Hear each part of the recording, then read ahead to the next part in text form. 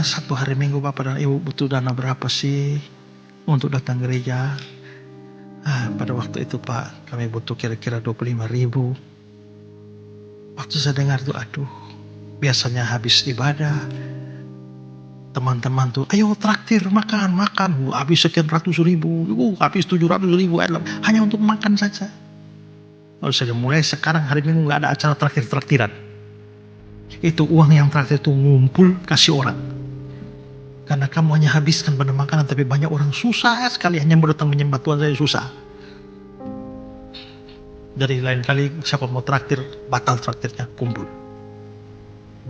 Dan akhirnya kita bisa kumpul dan membeli sepeda motor 1.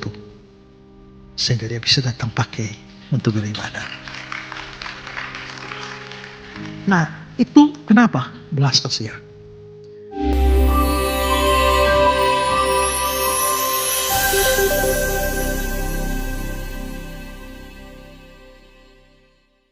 Ya, baik, shalom. Puji Tuhan, saya bersyukur bisa hadir di tengah saudara-saudara ya.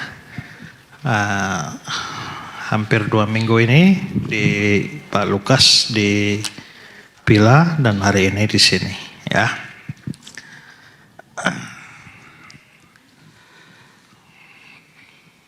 Kita mau belajar firman Tuhan dan hari ini saya akan bicarakan satu tema, yaitu Living in Mercy, hidup di dalam belas kasihan.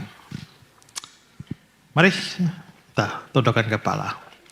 Tuhan, kami mau mendengar firman-Mu, bukalah pikiran dan hati kami, supaya mengerti, supaya menyambut firman-Mu, dan melakukan firman-Mu dalam hidup kami. Dalam nama Yesus kami berdoa. Amin. Nah, saudara-saudara, hidup di dalam belas kasihan, living in mercy. Nah, saudara-saudara, belas kasihan itu adalah satu kata yang banyak muncul di dalam Alkitab. Ya, muncul sampai 104 ayat di dalam Alkitab. Itu ada kata belas kasihan dan paling banyak itu dipergunakan oleh Yesus. Dan berulang kali kita mendapati kalimat lalu hatinya tergerak oleh belas kasihan. Nah, kata belas kasihan ini dalam bahasa Ibrani adalah raham. Ya, itu bahasa perjanjian lama ya, raham. Bahasa perjanjian baru, bahasa Yunani itu adalah eleos, dan kadang-kadang diterjemahkan sebagai kasih sayang. Dan mula-mula dikatakan belas kasihan itu miliknya Tuhan. Belas kasihan itu adalah sifat Tuhan secara penuh. Tuhan itu penuh dengan belas kasihan. Coba lihat 2 Korintus 1 ayat 3. Dia bilang begini. Terpujilah Allah Bapa Tuhan kita Yesus Kristus, Bapa yang penuh belas kasihan. Berarti Bapa itu penuh belas kasihan. Yakobus 5 ayat 11. Karena Tuhan Maha Penyayang dan penuh belas kasihan. Jadi berarti belas kasihan itu pertama-tama ada di hati Tuhan Allah. Nah, lalu setelah itu karena belas kasihan ada penuh di dalam Tuhan, dan selanjutnya Tuhan mau supaya sifat belas kasihan ini itu juga dimiliki oleh umatnya, dimiliki oleh anak-anaknya. Maka Kolose 3 ayat 12 berkata, kenakanlah belas kasihan. Filipi 2 ayat 1, karena dalam Kristus ada belas kasihan. Maka berarti orang yang ada dalam Kristus salah satu cirinya adalah ada belas kasihan.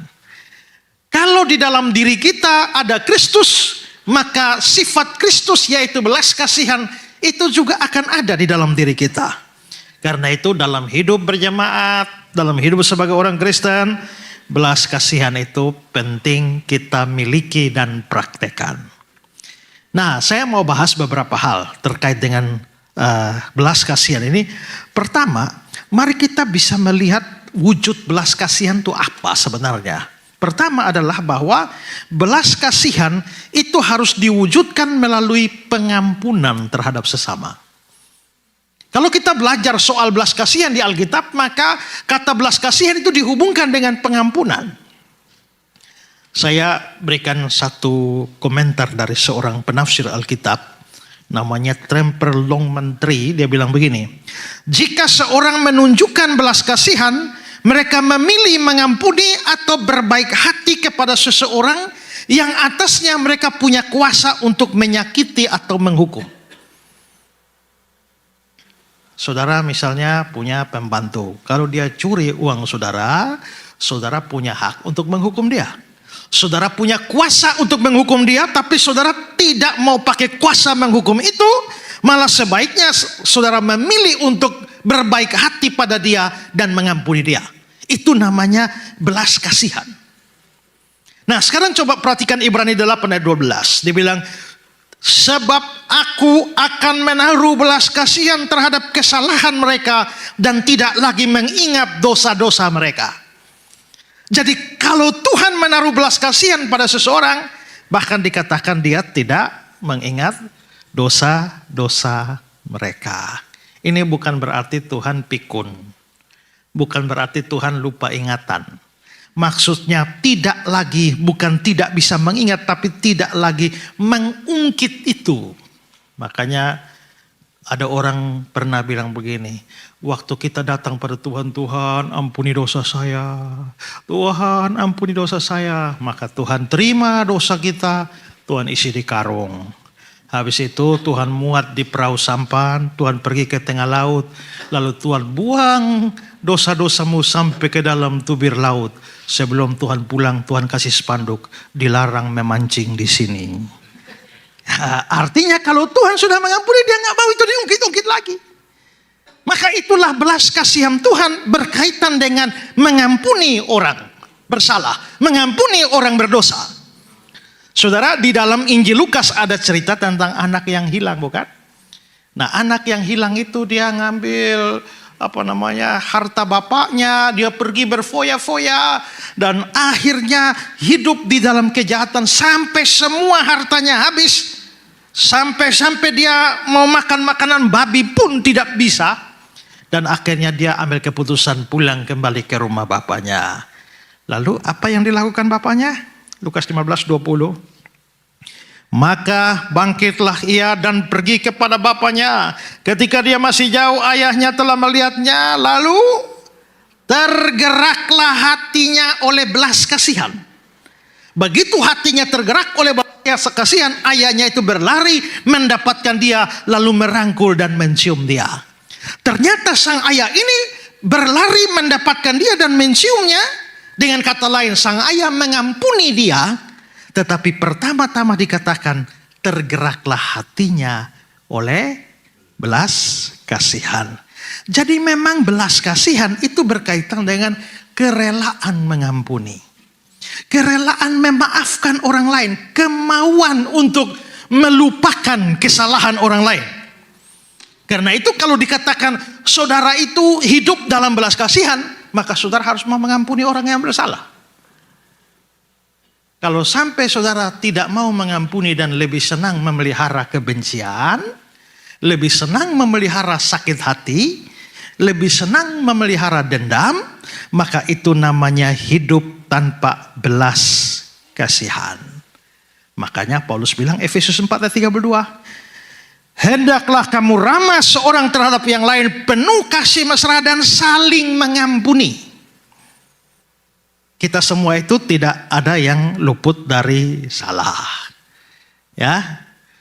Ada banyak hal bisa membuat kita menyakiti seorang terhadap yang lain. Tapi kalau betul ada Kristus dalam hati kita, ada belas kasihan dalam hati kita, kita mau mengampuni orang lain. Bagaimana kalau kita tidak mau mengampuni? Nah, Tuhan Yesus bilang, Matius 6, karena jikalau kamu mengampuni kesalahan orang, Bapamu yang di surga mengampuni kamu juga. Tapi jikalau kamu tidak mengampuni orang, Bapamu yang di surga tidak akan mengampuni kamu juga. Saya pernah berkhotbah seri tentang doa Bapa kami. Sampai pada permintaan, ampunilah kami seperti kami juga mengampuni orang bersalah pada kami. Lalu saya baca satu komentar, dia bilang begini, dari seluruh permintaan dalam doa Bapa kami, permintaan apa? Berikanlah kami makanan yang secukupnya, janganlah membawa kami ke dalam pencobaan, datanglah kerajaan-Mu, jadilah kehendak-Mu, dikuduskan namamu. Dari semua permintaan doa Bapa kami yang paling berat itu adalah ampunilah kami seperti kami mengampuni orang bersalah pada kami. Beratnya di mana? Beratnya di kata seperti. Tuhan ampunilah saya seperti saya mengampuni orang lain. Jadi Tuhan, kalau saya mengampuni orang sedikit, ampunilah saya seperti, berarti ampunilah saya sedikit. Kalau saya mengampuni orang banyak, Tuhan ampunilah saya seperti saya mengampuni orang lain. Banyak, berarti saya diampuni banyak. Kalau kadang saya ampuni, kadang tidak. Tuhan ampunilah saya, kadang-kadang ampuni, kadang-kadang tidak. Ya kan? Maka kalau saudara berdoa-doa Bapa kami, itu mikir baik-baik. Maka saudara sama dengan kalau tidak mengampuni orang, sama dengan meminta Tuhan jangan mengampuni saudara. Saudara, dari kota Kentucky, itu ada seorang yang namanya Sam Holmes. Dia pernah berbuat kejahatan yang besar sekali. Lalu akhirnya pengadilan menahan dia, ya. Ini saudara bisa cari di Google, itu ada ceritanya, ya.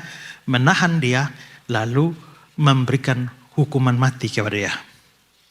Nah, setelah memberikan hukuman mati kepada dia, dia masuk penjara dan dia menunggu hukuman mati. Tapi ternyata dia mempunyai seorang teman yang namanya Lucien Young.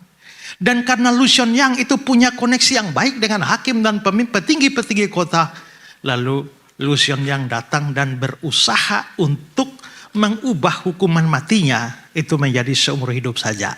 Ya. Dan akhirnya dia bisa keluar. Dan akhirnya permohonan Lucien Young dikabulkan dan Lucien Young senang sekali. Dia ingin berikan kabar gembira ini kepada Sam. Lalu dia pergi ke penjara, ketemu dengan Sam, dan sebelum dia sampaikan kabar baik ini dia mau tanya dulu, Sam, seandainya kamu gak jadi dihukum mati dan kamu satu hari akan keluar dari penjara ini, apa hal pertama yang kau buat? Lalu Sam bilang, kalau saya gak jadi dihukum mati, saya keluar dari penjara ini, hal pertama yang saya lakukan, saya akan cari hakim yang telah menghakimi saya dan saya akan bunuh dia. Saya akan cari semua saksi-saksi itu satu persatu, saya bunuh satu persatu, tidak ada yang lolos.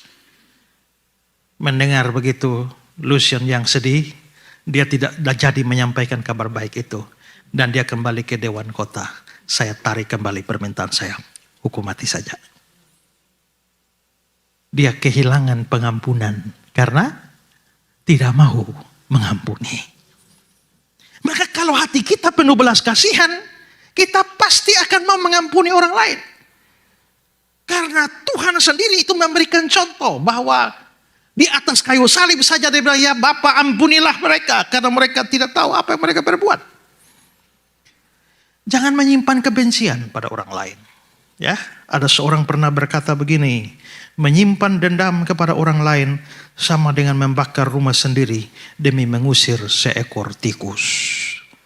Kita punya gedung bagus ini, tiba-tiba ada tikus masuk di sana, kejar, usir, dia lari ke sana, usir lagi, kejar sana, usir. Wah ini repot sekali, bakar sekalian ini gedung, biar tikusnya mati. Itu kan kebodohan. Mengapa kamu korbankan gedung sebesar ini hanya untuk seekor tikus? Mengapa kamu rusakkan hidupmu hanya dengan memelihara dendam?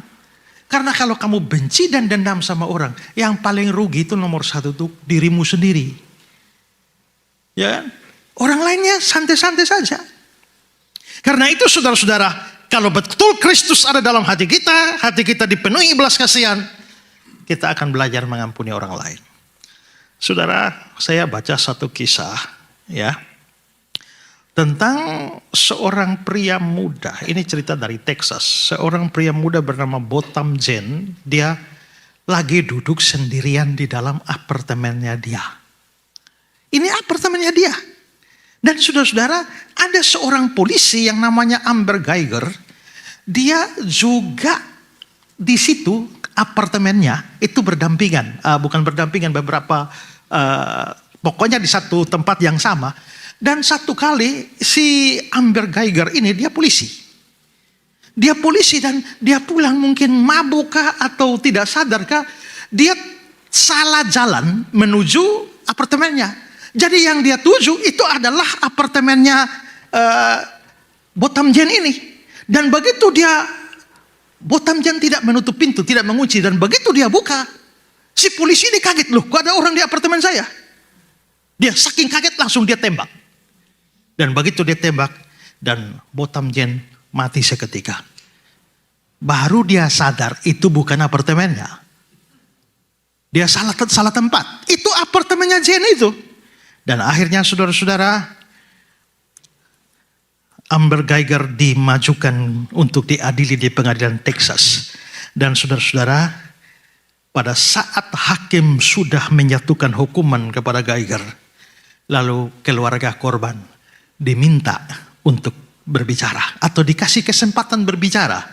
Dan yang menarik adalah Brand Jean, itu adik dari almarhum.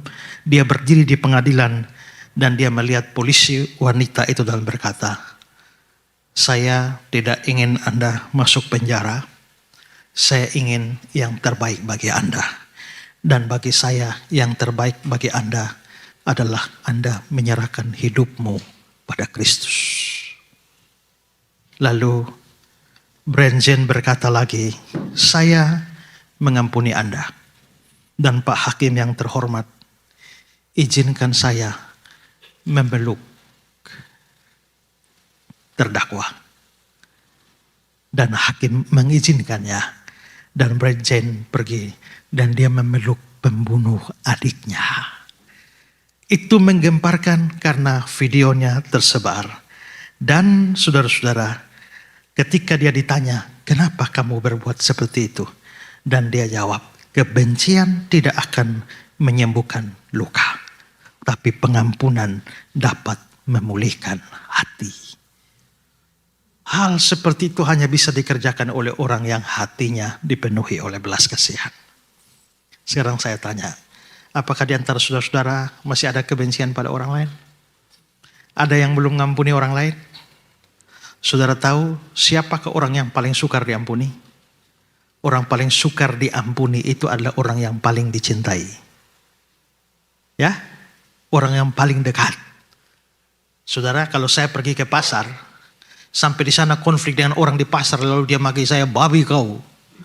Saya mungkin marah, tapi pulang lupa. Tapi saudara bayangkan kalau saya sudah capek-capek pelayanan, sampai rumah baru istri saya bilang, "Babi kau." Ya kan? Itu lain cerita itu. Itu susah saya lupakan. Kenapa? Karena yang memaki saya ini orang yang saya cintai, orang yang dekat dengan saya. Kalau itu preman di pasar dia maki saya juga mungkin marah, tapi cepat lupa. Tapi biasanya yang sukar dilupakan itu adalah orang dekat, orang yang disayang-sayang ternyata mengkhianati kamu. Itu paling sukar diampuni. Orang-orang dekat. Tapi Yudas Iskariot atau Simon Petrus itu salah satu terdekat dari Yesus. Tapi dia menyangkal. Tapi Yesus memilih mengampuni dan memulihkan dia. Ya, kita mungkin tidak pernah lupa kesalahan-kesalahan orang lain. Kita mungkin masih ingat, tapi kita tidak memperhitungkannya lagi. Dulu waktu saya muda, memang sekarang juga masih muda, tapi maksudnya saya lebih muda dari dulu, dari sekarang ini ya. Waktu saya muda dulu, waktu belum menikah, saya pacaran sama pacar saya cukup dekat. Lalu satu hari dia datang kepada saya, "Kak, saya hamil." Jangan ketawa ibu. Kenapa ibu melihat saya dengan penuh curiga? Bukan saya yang menghamili. Jadi dia pacaran dengan saya, hamil dengan orang lain. Waktu itu saya marah luar biasa. Saya bilang, "Hei, kalau kau mau hamil tuh bilang, saya juga bisa." Ya, sukar sekali untuk mengampuni. Tapi lama-lama saya pikir, saya membenci dia, ini kok yang rugi saya ya. Padahal dia sudah senang-senang sama laki-laki lain. Saya yang susah setiap hari. Saya tidak akan menyusahkan diri saya dengan kesalahan orang lain. Membenci orang lain itu sama dengan Kita sendiri minum racun dan harap orang lain yang mati. Saya benci ibu, saya mau bunuh ibu, saya minum racun. Tidak, pertama-tama kebencian itu membunuhmu dan tidak berefek apa-apa pada orang yang dibenci. Kalau begitu, selamatkan dirimu dengan melepaskan semua kebencian, sakit hati, permusuhan. Kalau Kristus ada dalam hatimu, belas kasihan ada. Kalau belas kasihan ada, kamu rela mengampuni orang. Amin. Amin. Itu pertama. Sekarang yang kedua. Belas kasihan itu harus diwujudkan melalui penerimaan kepada mereka yang berdosa. Nah, saudara-saudara, maksudnya adalah belas kasihan itu kesediaan untuk menerima mereka yang sangat berdosa, yang telah bertobat sebagai saudara di dalam Kristus.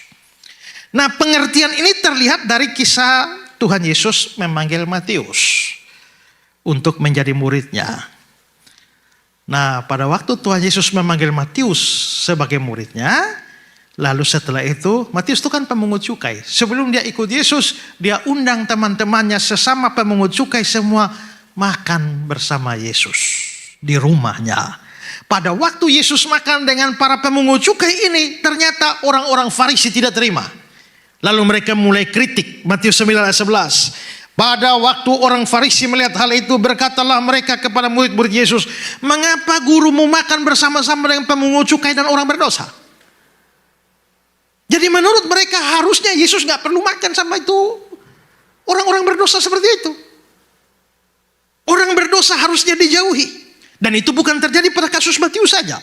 Sakeus pemungut cukai juga mengalami hal yang sama.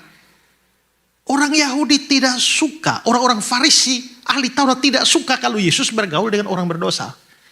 Untuk mengatasi mereka lah Tuhan Yesus lalu akhirnya memberikan rentetan perumpamaan hilang. Makanya Lukas pasal 15 itu disebut pasal hilang. Kenapa disebut pasal hilang? Karena Lukas 15 isinya perumpamaan hilang. Anak hilang, domba hilang, dirham hilang. Yang intinya sama. Begitu pemiliknya mendapatkan barang atau benda atau orang atau binatang domba yang hilang, pasti ada sukacita.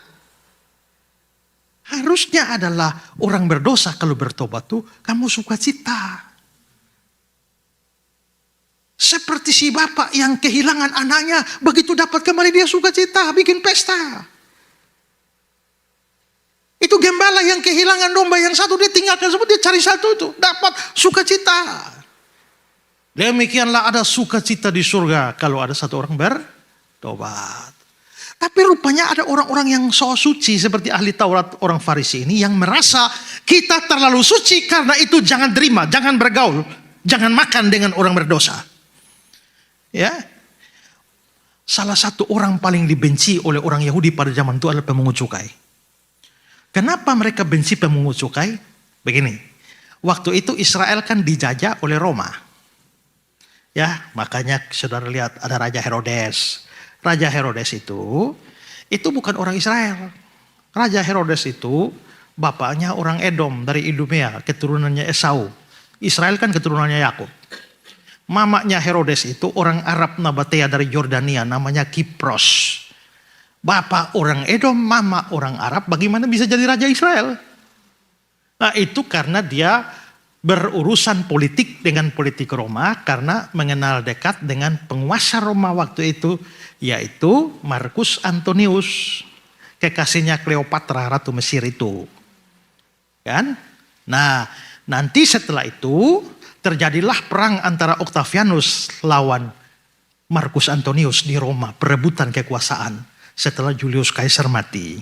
Akhirnya Octavianus berhasil mengalahkan Marcus Antonius.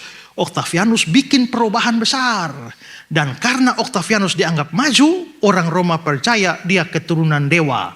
Maka Senat Romawi akhirnya rapat beri gelar kepada Octavianus. Gelarnya Agustus. Maka akhirnya dia dikenal sebagai Kaisar Agustus. Nah, itu orang Roma. Nah, Kaisar Agustus itulah yang akhirnya melanjutkan pekerjaannya Herodes itu. Herodes itu orang terlalu suka cari muka. Makanya waktu Antonius berkuasa, dia bikin sebuah benteng dekat Bait Allah, lalu kasih nama Benteng Antonius, yang sampai sekarang masih ada kalau saudara ke Israel. Ya, untuk dapat hatinya Kaisar Agustus, dia bangun satu kota, persembahkan kota itu buat kaisar, maka namanya Kaisarea. Nah, gitu tuh. Jadi memang Roma sedang berkuasa. Nah, supaya bisa mengatur semua warga jajahan, maka pemerintah Roma tetapkan bayar pajak. Tapi siapa yang disuruh untuk tagih ambil pajak? Orang lokal, Yahudi. Mereka diangkat sebagai pemungut cukai. Makanya Sakeus bisa jadi pemungut cukai. Matius bisa jadi pemungut cukai. Berarti ini adalah kaki tangan penjajah. Maka orang Yahudi paling benci ini pemungut cukai. Karena ini kaki tangan penjajah. Itu mungkin sama dengan Indonesia. Kita dijajah Belanda tapi ada orang lokal kerja buat Belanda tuh. Ya. Kedua, korupsinya besar. Ya. Karena pajak sekian dia ambil banyak sekali. Kasih Roma sedikit tapi dia makannya banyak. Makanya mereka kaya-kaya itu. Makanya Sakeus itu kayanya luar biasa tuh. Itu hasil korupsi semua itu. Maka orang Yahudi paling benci itu.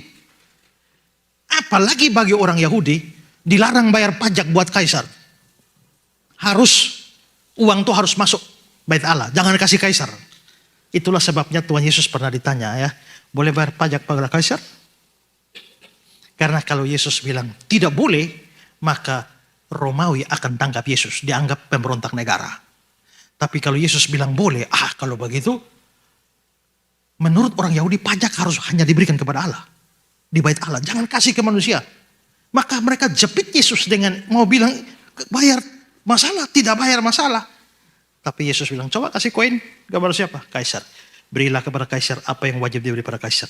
Berilah kepada Allah apa yang wajib diberikan pada Allah. Yesus terlalu bijak ya. Makanya susah dijawab itu. Satu kali mereka bawa perempuan berzina. Menurut hukum Musa, ini dilempar mati. Menurut kau? Kalau Yesus tidak hukum mati, dianggap melanggar hukum Musa. Tapi kalau Yesus bilang hukum mati, Yesus akan melawan Roma. Karena Roma menetapkan warga jajahan tidak boleh hukum mati. Hukuman mati hanya boleh dari Roma. Makanya untuk bunuh Yesus butuh keputusan Pontius Pilatus, gubernur Roma. Tapi Yesus terlalu berhikmat. Yesus bilang, siapa yang tidak berdosa? Angkat batu, lempar duluan, coba. Lolos lagi Yesus kan? Nah begitu, karena itu maka mereka benci sekali dengan orang pemungut cukai ini. Itulah sebabnya pemungut cukai itu dikategorikan, mereka bahkan benci sekali, saking bencinya dalam doa saja masih sindir pemungut cukai. Coba lihat orang Farisi berdoa, Lukas 18. Orang Farisi itu berdiri dan berdoa dalam hatinya begini, ya Allah, aku mengucap syukur kepadamu karena aku tidak sama seperti orang lain, bukan juga seperti pemungut cukai ini. Bayangkan dalam doa saja masih nyindir ya. Saking bencinya. Karena itu kelihatannya saudara-saudara, orang-orang Farisi itu sangat tidak suka pada pemungut cukai. Biar pemungut cukai mau bertobat juga bagi mereka, blacklist dia. Dan apapun terjadi jangan terima. Pokoknya berdosa, titik. Mau bertobat juga tolak. Nah, karena itulah Tuhan Yesus selalu bilang begini, Matius 9, 12-13. Bukan orang sehat yang memerlukan tabib, tapi orang sakit. Jadi pergilah dan pelajarilah arti firman ini. Yang ku kehendaki ialah belas kasihan, bukan persembahan. Karena aku datang bukan untuk memanggil orang benar, melainkan orang berdosa. Yang ku kehendaki ialah belas kasihan. Berarti belas kasihan itu apa? Orang-orang Farisi tidak mau terima orang berdosa. Tapi Yesus bilang, yang ku kehendaki ialah belas kasihan. Artinya, kalau hatimu penuh belas kasihan, kamu tidak akan menolak orang berdosa yang mau kembali kepada Tuhan. Ya kan? Orang berdosa bagaimana saja kembali saja Tuhan terima ya. Tuhan gak pernah tolak orang yang bertobat. Di dalam Yohanes pasal 6 ayat 37, Yesus bilang, barang siapa datang kepadaku, dia tidak akan kubuang. Tangannya terbuka menunggulah, ya kan? Atau ada satu lagu tua yang dulu, softly and tenderly Jesus is calling, calling for you and for me. dalam Indonesia. Sungguh lembut Tuhan Yesus memanggil aku dan kau. Di dalam refnya, come home, come home. Kembali. Tuhan selalu menerima orang berdosa karena dia berbelas kasihan. Karena itu kalau saudara berdosa macam apapun, kalau mau datang pada Tuhan jangan takut. Tuhan pasti terima. Ada satu cerita dari Thailand yang mirip sekali dengan cerita anak yang hilang. Namanya Sawat. Dia pergi merantau ke kota. Dan ternyata di kota dia hidup penuh kejahatan. Sampai bapaknya tinggal sendiri di kampung tuh dengar kejahatannya. Bapaknya sedih sekali. Tapi satu titik, Sawat bertobat. Tapi dia jadi ragu, kira-kira kalau saya bertobat bapak ini masih mau terima atau tidak. Ini cerita zaman dulu, akhirnya dia kirim pesan kepada bapaknya. Bapak, saya telah bersalah dan berdosa besar. Saya tidak tahu bapak akan mengampuni saya atau tidak. Pada tanggal sekian saya akan kembali ke rumah bapak. Tapi saya tidak tahu bapak akan mengampuni saya atau tidak. Saya hanya minta satu tanda. Saya akan lewat dengan kereta di depan rumah kita. Kalau memang bapak mengampuni saya, tolong gantung sebuah kain putih seperti bendera di pohon cemara di depan rumah kita. Kalau saya lihat ada bendera putih, saya tahu bapak mengampuni saya dan saya akan turun. Tapi kalau tidak ada kain putih di situ, saya akan terus pergi dengan kereta dan tidak akan kembali lagi. Tiba waktu yang ditentukan, dia bersama temannya, teman dekatnya pulang dengan kereta. Beberapa kilo sebelum lewat rumahnya dia sudah ketakutan. Karena dia bayangkan apakah bapaknya akan mengampuni dia atau tidak. Dia akan terus kereta makin dekat rumahnya. Dia gak berani angkat muka dan lihat. Dia takut bapak, dia takut tidak ada bendera putih. Akhirnya dia bilang temannya, tolong kamu lihat saja di muka rumah saya itu. Di pohon cemara itu ada bendera putih atau tidak. Dan dia gemetar karena takut. Begitu kereta mau lewat pelan-pelan di depan rumahnya. Dia sambil tutup mata tidak lihat, tapi teman bilang, kawan, ternyata tidak ada bendera putih di pohon cemara itu. Dan dia menangis. Kayaknya bapaknya tidak mengampuni dia. Tapi dia bilang, kawannya bilang, kawan, memang tidak ada bendera di situ. Tapi kau lihat ada apa? Bukalah matamu dan lihat. Begitu dia buka mata, dia lihat memang tidak ada bendera. Yang ada hanyalah seluruh pohon cemara dari ujung atas sampai bawah. Bapaknya lingkar dengan kain putih semuanya. Sampai pohon itu tidak kentara lagi. Akhirnya bapaknya mau berkata, kau hanya minta satu bendera. Saya kasih seluruh pohon itu. Bapaknya mengampuni. Kenapa? Belas kasihan. Mau menerima orang berdosa. Maka belas kasihan itu yang Tuhan tunjukkan pada kita. Nah kalau begitu Tuhan juga mau di hatimu juga harus ada belas kasihan. Ada belas kasihan adalah kalau ada orang yang berdosa yang mau kembali kepada Tuhan, kita jangan sok suci lalu menolak orang berdosa.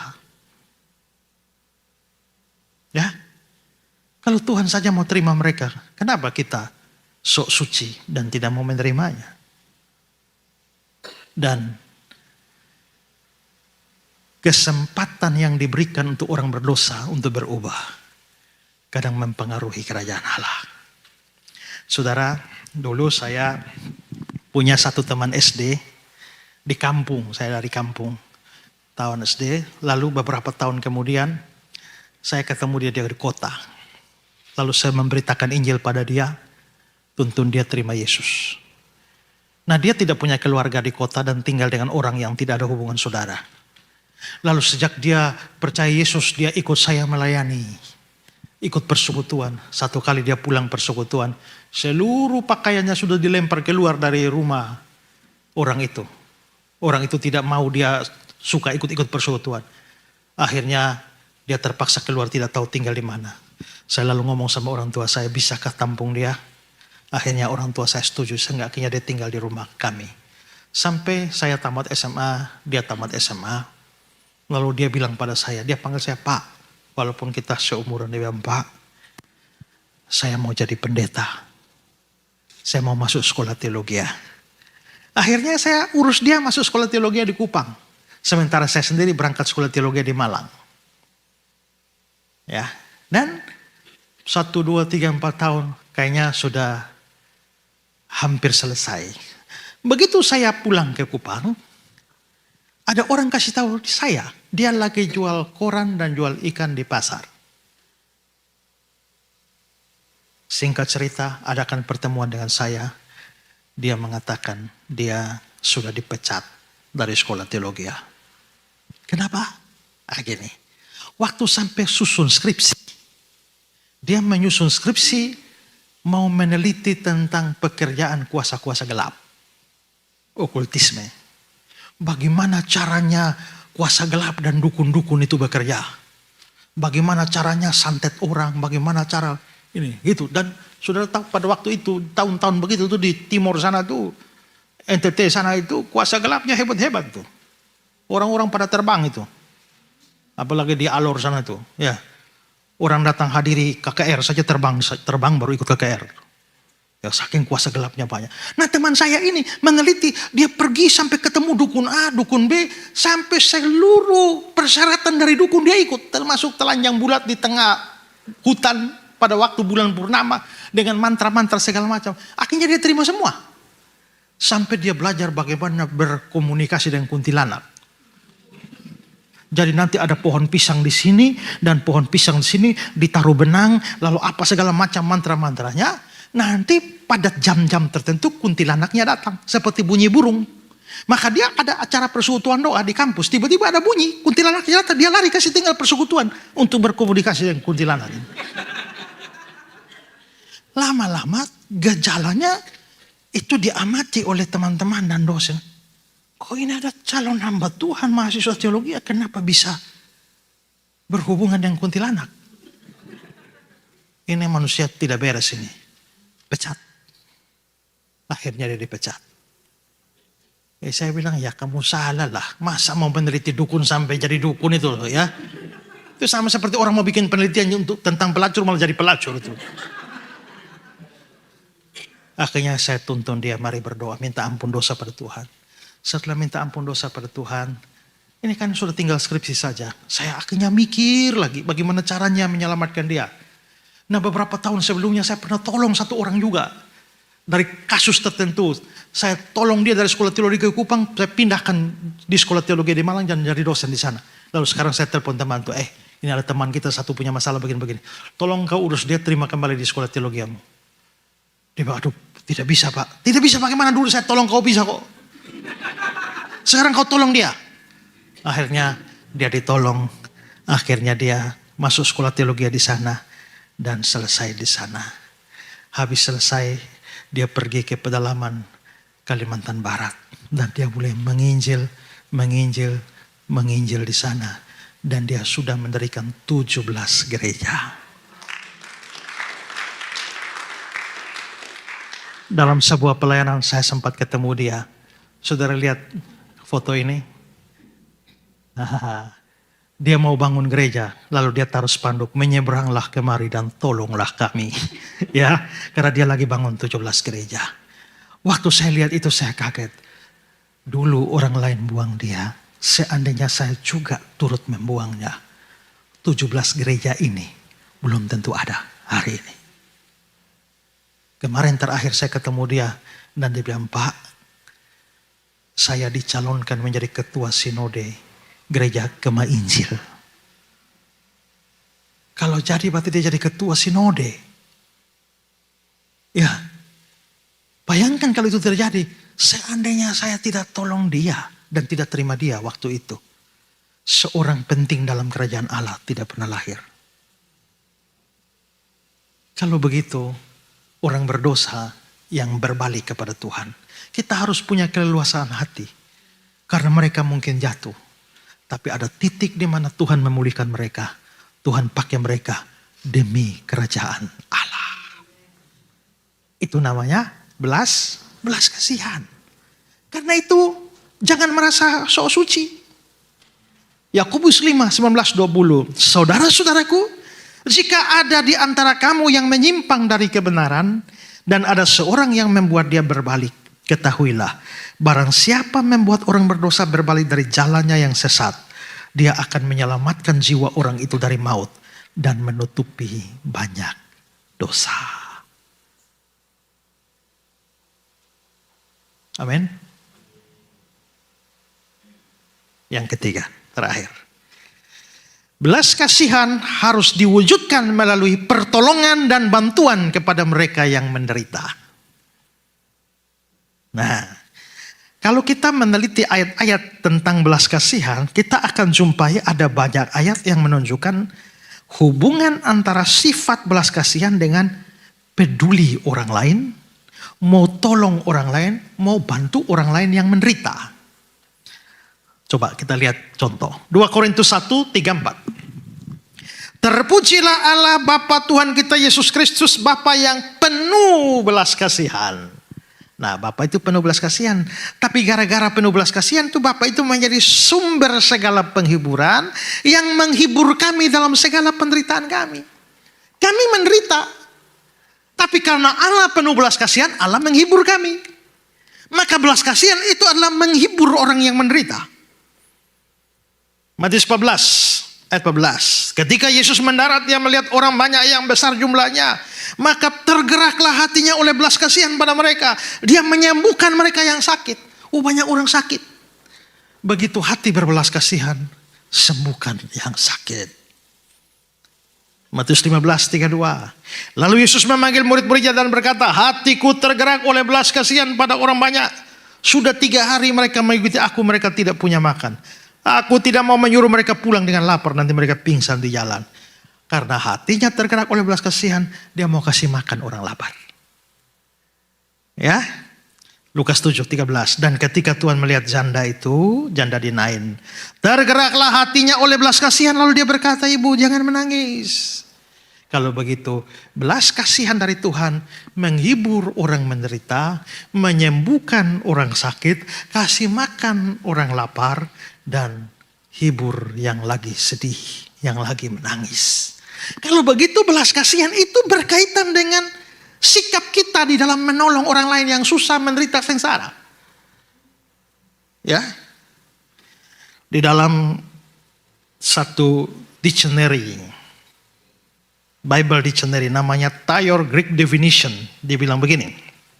Belas kasihan itu kebaikan atau kehendak atau niat baik kepada orang yang sengsara dan menderita, disertai dengan kemauan membantu mereka. Contoh nyata ini adalah cerita tentang orang Samaria yang murah hati. Ya, ada orang yang dirampok, imam lewat tidak nolong, orang Lewi lewat tidak nolong, datanglah si Samaria. Lukas 10. Lalu datanglah seorang Samaria yang sedang dalam perjalanan ke tempat itu. Dan ketika dia melihat orang itu, tergeraklah hatinya oleh belas kasihan. Nah, begitu hatinya sudah dipenuhi belas kasihan, dia pergi kepadanya, membalut luka-lukanya, menyiraminya dengan minyak dan anggur, menaikkan ke atas keledai tunggangannya, membawa ke tempat penginapan, merawatnya. Setelah itu dia keluarkan biaya, menyerahkan 2 dinar, lalu dia janji, kalau kurang aku akan menggantinya kalau aku kembali. Kenapa sih orang Samaria mau lakukan repot-repot banget sih? Karena hatinya ada belas kasihan. Kalau imam yang lewat, dia lihat ada orang tuh sengsara, dia nggak peduli, mau mati-mati. Ya, kenapa imam dan orang Lewi lewat tidak tolong? Karena satu, waktu itu ada banyak jebakan. Teman-teman penjahat sengaja jatuh, begitu ada yang nolong, itu komplotan. Atau kedua, kalau mau nolong dia, kalau dia hanya pingsan saja aman, tapi kalau dia sudah mati itu repot. Karena kalau imam dan orang Lewi tolong orang itu, ternyata dia sudah mati. Ingat, orang Yahudi dilarang menyentuh mayat. Imam, kalau menyentuh mayat, maka imam najis selama 7 hari dan butuh upacara khusus baru bisa melayani lagi. Jadi daripada kita jadi najis, mending persetan dia mau mati kayak apa kayak urusan dia. Tapi ternyata si Samaria itu tidak begitu. Dia nggak pikir nanti bahaya bagaimana ya kalau jebakan ya. Bagaimana dia hukum-hukum, nggak pusing lah. Yang penting ini orang hampir mati. Dan begitu hati sudah berbelas kasihan, tangan bergerak, kaki bergerak, dompet bergerak, sampai membayar biaya itu. Jadi jelas belas kasihan itu punya hubungan langsung dengan menolong orang yang membutuhkan. Dan kita dituntut untuk berbelas kasihan. Efesus 4 ayat 2. Tunjukkanlah kasihmu dalam hal saling membantu. Saudara lihat ya. Hati kalau tergerak oleh belas kasihan, tangan pasti bergerak. Tapi kalau saudara lebih kasihan ya. Habis itu diam-diam saja. Kasihan ya. Ada seorang penafsir namanya Matthew Henry. Dia bilang begini. Belas kasihan yang ada pada diri orang Samaria itu bukan belas kasihan yang berpangku tangan. Baginya belum cukup untuk sekedar berkata semoga cepat sembuh, semoga ada yang menolongmu. Tapi saat hatinya tergerak, dia mengulurkan tangannya kepada orang yang malang dan yang miskin itu. Itu diteguhkan oleh surat Yakobus 2 ayat 16. Dan seorang dari antara kamu berkata, selamat jalan, kenakanlah kain panas, makanlah sampai kenyang. Tapi tidak memberikan kepadanya apa yang perlu baginya, tubuhnya. Apa gunanya itu?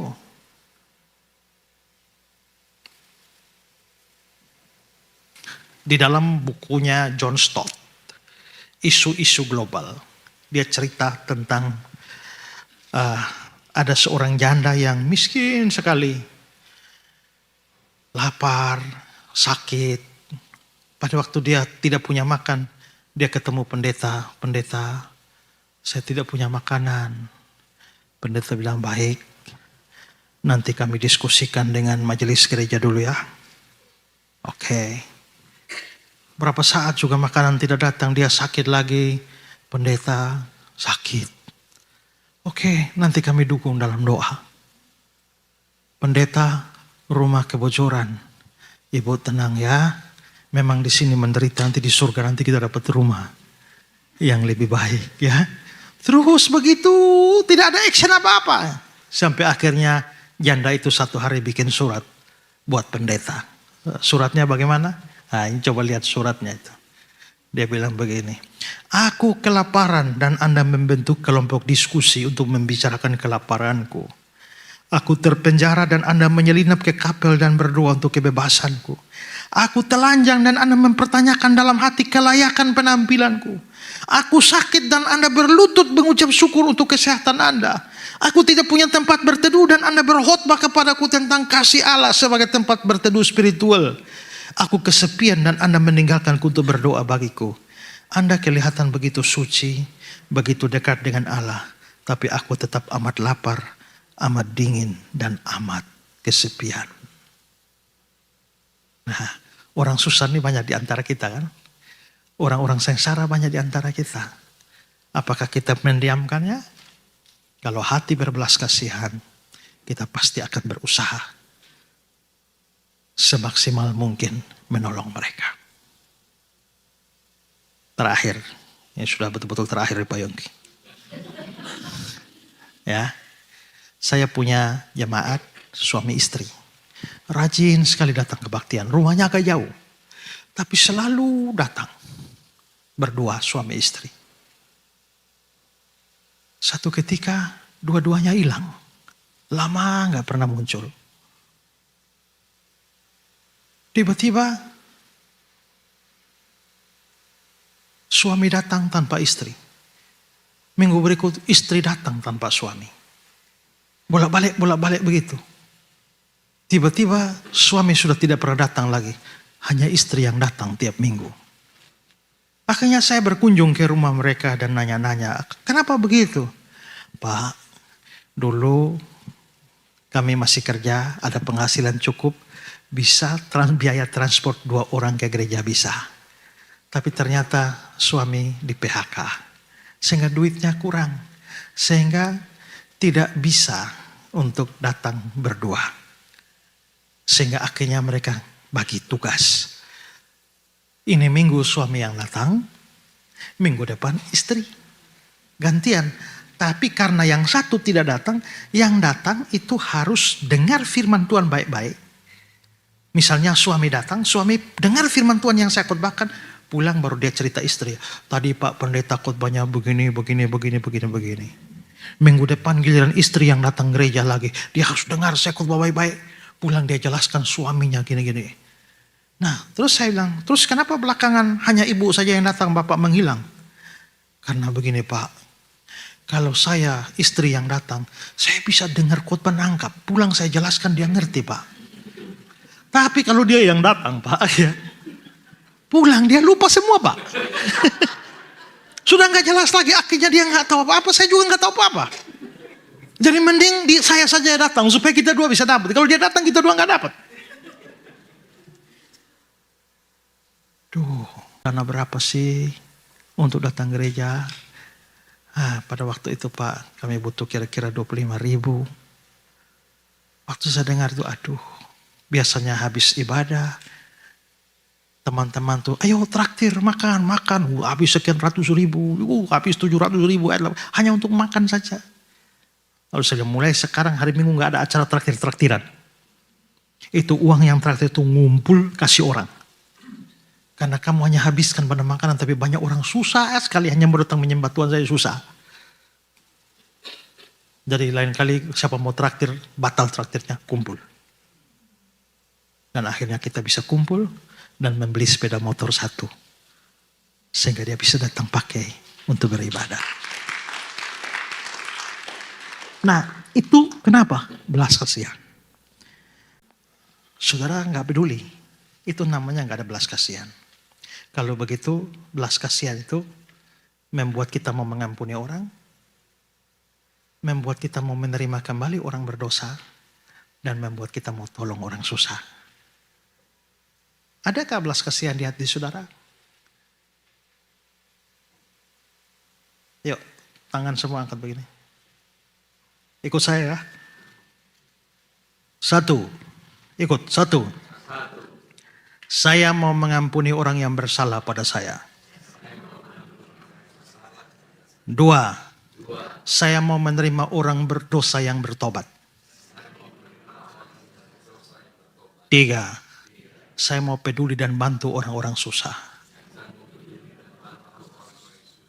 Pelan-pelan tutup. Masuk saku. Oleh-oleh dari Pak Esra. Amin. Puji Tuhan. Mari kita tundukkan kepala kita. Haleluya. Dan kami minta kasih Allah mengalir. Belas kasihan Tuhan mengalir memenuhi hati pikiran kami. Sehingga hidup kami penuh belas kasihan. Mau mengampuni orang bersalah. Mau menerima kembali orang berdosa yang bertobat. Dan mau peduli dengan orang-orang susah. Terima kasih untuk firman-Mu. Mampukan kami melakukan firman ini dalam hidup kami. Dalam nama Yesus kami berdoa. Amin. 3 kali pertemuan kemarin kita bahas tentang Yesus Kristus, anaknya yang tunggal, Tuhan kita. Next pertemuan kita akan membahas tentang dikandung dari Roh Kudus. Ini lumayan isu pinggir jurang nih Pak. Ini Roh Kudus ini kan sesuatu yang paling sensitif Pak. Ya. Dikandung kok dari Roh Kudus. Ya. Dan itulah salah satu keunikan Yesus Kristus. Kalau lihat kalimat selanjutnya, dikandung dari Roh Kudus, lahir dari anak darah Maria. Itu keunikan Yesus. Dan apa maksudnya dikandung dari Roh Kudus? Nah itulah yang akan kita bahas. Pinisirin kan? Datang tanggal 18 April 2026 hari Sabtu jam 4 sampai jam 6 sore di GKSI Bethlehem St. Moritz Lipo Mall bersama Pendeta Esra Alfred Soru dan Yosua Yan. Sampai ketemu. God bless you. Shalom.